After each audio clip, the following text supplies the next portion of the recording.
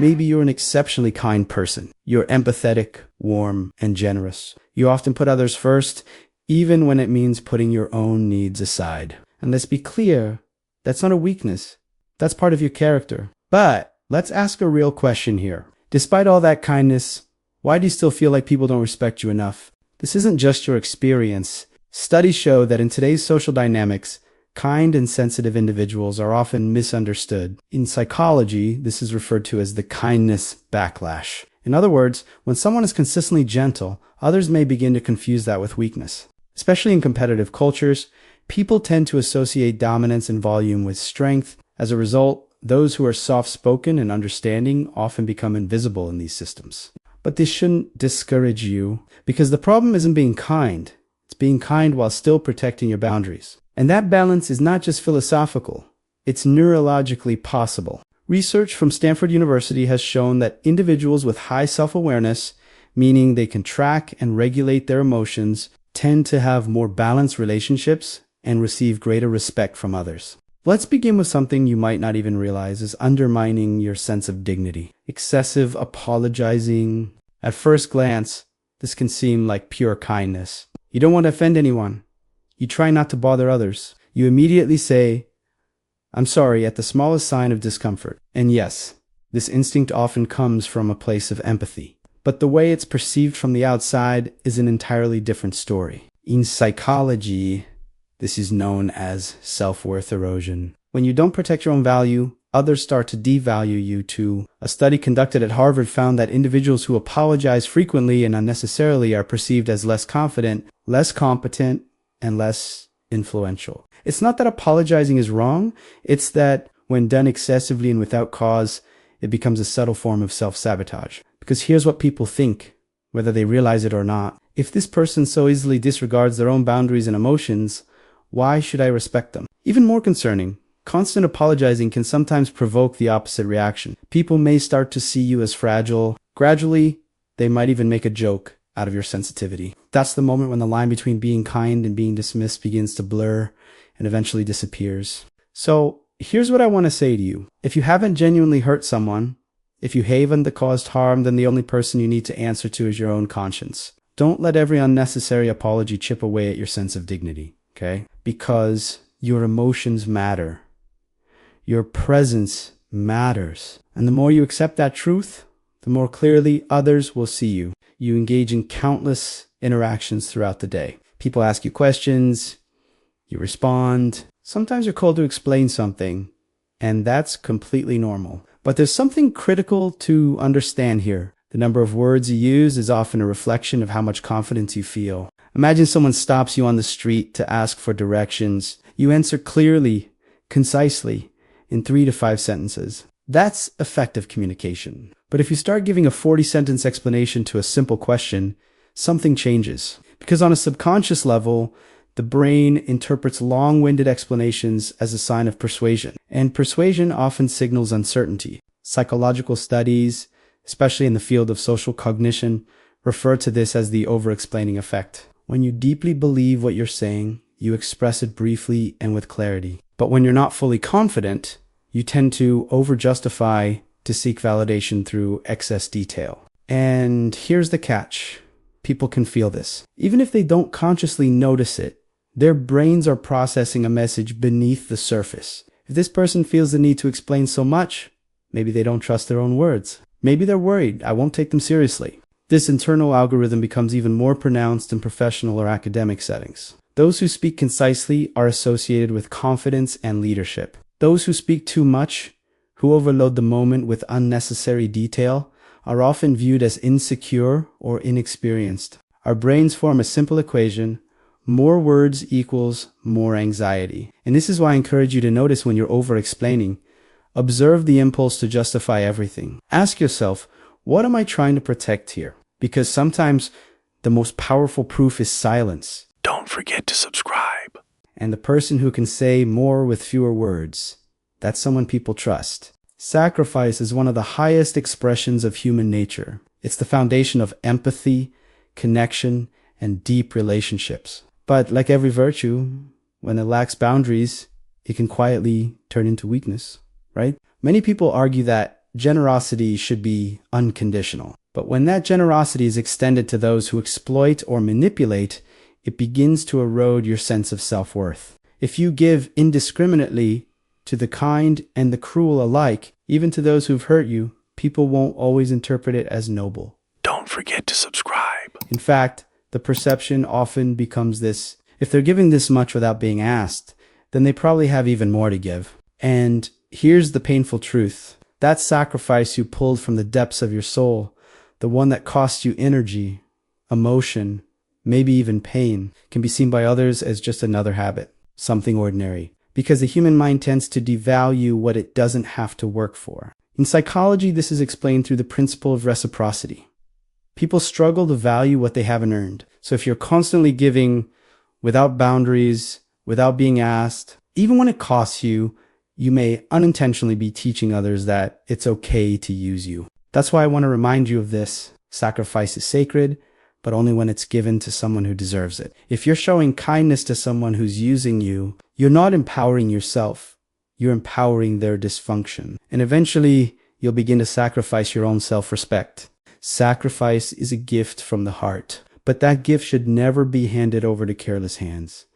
So ask yourself, does this person truly deserve what I'm offering? If the answer is no, then silence, your silence, might be the most powerful form of self-respect you can offer. What do you do when someone compliments you? Do you really let it in, or do you immediately downplay it, dismiss it, or explain it away? Let's say someone tells you your hair looks amazing, and you respond, "Oh, I just walked into a random salon. It was nothing."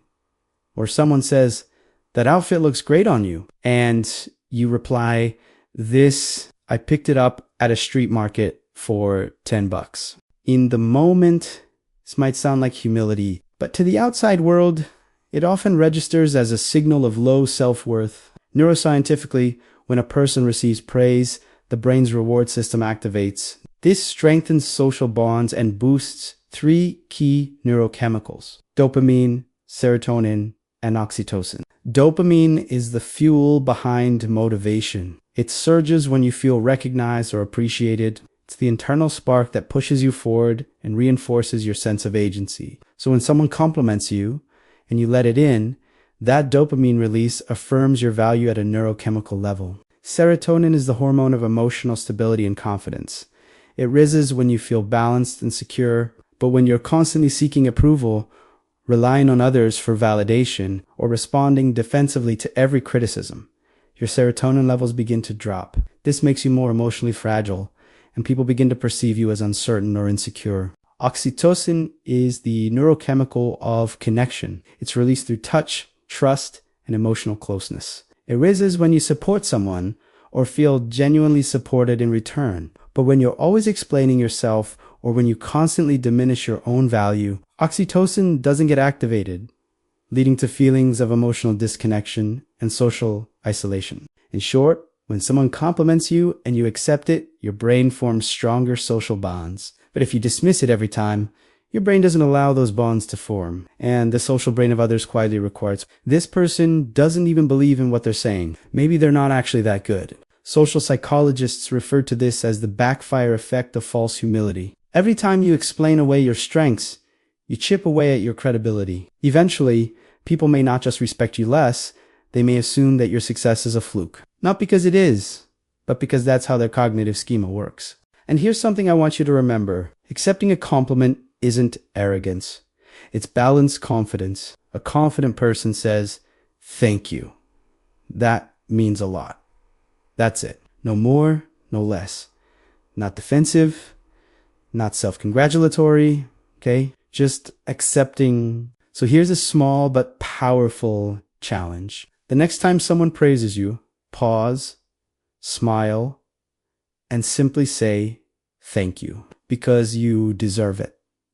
Because your hair actually does look great. Because that accomplishment came from your effort. And because it's time to stop devaluing yourself. Some people are deeply uncomfortable doing things alone. They won't go to the hospital unless someone comes with them. They don't go to the hair salon or even the movies unless they're accompanied. Even something as personal as a job interview feels unbearable without someone by their side. And yes, Sometimes that need for support is completely human. But when it becomes constant, the mind of the outside world kicks in. Because people don't judge you by what you say. They judge you by what you do and how you do it. Don't forget to subscribe. And here's the internal message your behavior sends. If this person always needs someone else, they probably can't stand on their own. That thought is rarely said out loud, but it shows up in how people treat you. Trust decreases. Leadership is not assigned. Respect gets quietly withdrawn. In neuroscience, this is understood through the concept of autonomy signaling. When a person can make decisions and take action independently, the brain perceives them as reliable, emotionally mature, and grounded. It's one of the defining thresholds between childhood and adulthood, the ability to act alone. But this isn't just a practical skill, okay? It's a signal, a psychological broadcast to the world that says, I'm enough, even by myself. When others pick up on this signal, they don't view you as weak. They see balance, maturity, strength, and this kind of inner confidence. It's contagious because independence isn't just an action. It's a state of being. So here's a challenge for you. Start small. Push yourself to do something alone just for you. Go to the movies by yourself. Sit in a cafe with your own thoughts. Book a doctor's appointment and show up solo. Not to prove anything to others, but to remind yourself of something powerful. You are enough on your own. And that realization will change your posture, your energy, your entire presence. Here's another behavioral pattern that often flies under the radar. You might be complaining constantly and not even realize it. You find yourself sharing every problem, every frustration with someone around you, not as a conscious strategy, just as a reflex. But here's the question. Do you know how people eventually begin to perceive you? As the person who's always venting, right? Now don't get me wrong, expressing emotion is deeply human. Don't forget to subscribe. It's normal to want to share your pain, to be understood, to feel supported. But if the majority of your conversations are built around complaints, negativity, or emotional exhaustion, then over time, you're not just draining the conversation, you're draining yourself. In social psychology, this is called emotional dumping. And underneath it, there's often a hidden drive, a need for emotional validation. By sharing your struggles, you're trying to feel less alone. But here's the problem. The human brain processes repeated complaints differently. Instead of activating empathy, it triggers avoidance circuitry because most people don't want to repeatedly face problems they can't solve. And in the long run, this drives them away. Sometimes without even realizing why. This becomes especially visible in romantic relationships. Some people meet a partner and immediately hand over the emotional weight of their entire existence. They feel complete, but that feeling of being complete isn't actually growth. It's often just an internal emptiness that's been momentarily distracted by another person's presence. And here's what happens next. If you cling to someone hoping they'll complete you, they eventually feel suffocated because their role is not to carry your life. They're there to walk beside you. But when your entire identity orbits around them, your fear of abandonment starts turning into reality. So let me say this to you clearly. You have to exist first, on your own. You have to build your meaning from within. Only then can you form healthy, stable bonds with others. Okay? Yes, love. Yes, connection. Yes, laughter shared. But if your entire existence depends on someone else's presence, that bond loses its integrity and becomes dependency.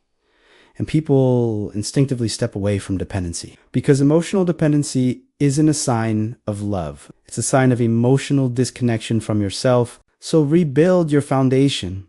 Start recognizing your emotions. And instead of placing complaint in every conversation, plant a solution inside yourself because you are not so incomplete that someone else needs to finish you. You are never meant to be completed. You were meant to be whole on your own. No matter what you do, you will never please everyone. That is not a cliche. That's a neurological reality. The more successful you become, the more criticism you will receive. And more often than not, the harshest criticism will come from the very people you've helped the most.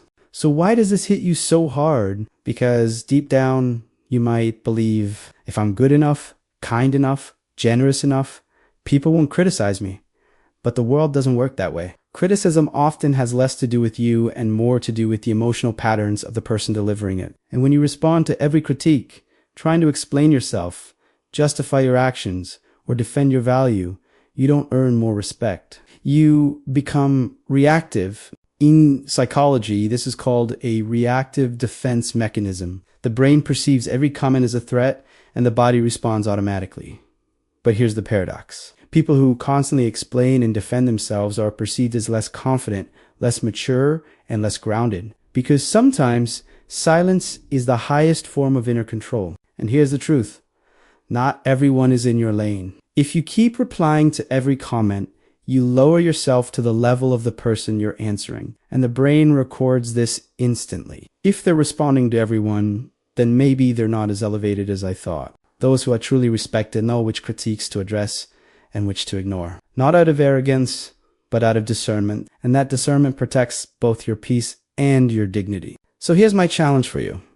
Don't answer everything. Don't explain yourself to everyone, because real strength lies in knowing who's worth responding to and who isn't. Now let's talk about something equally important, your ability to make decisions on your own. You gain strength through independence, but if you constantly rely on others for guidance, whether it's buying shoes or changing careers, you're sending a silent but powerful message. I don't trust my own judgment. And that message isn't just something you feel. It's something the people around you pick up on consciously or unconsciously. They begin to think this person can't move forward on their own. Maybe they're not smart enough or strong enough. Here's the truth.